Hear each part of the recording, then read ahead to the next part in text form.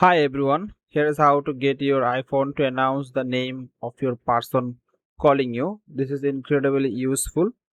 You will know exactly who's calling without even looking at your phone. Step 1, open the setting app on your iPhone. Step 2, scroll all the way down and tap on apps. Step 3, scroll down again until you find the phone, then tap on it. Step 4, look for the option called announce call and tap on it. Step 5. You will now see a few options to choose from.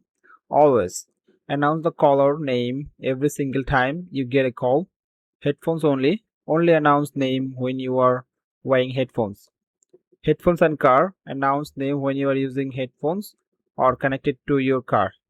Simply select your preferred option. Choose always if you want it on all the time and you are all set.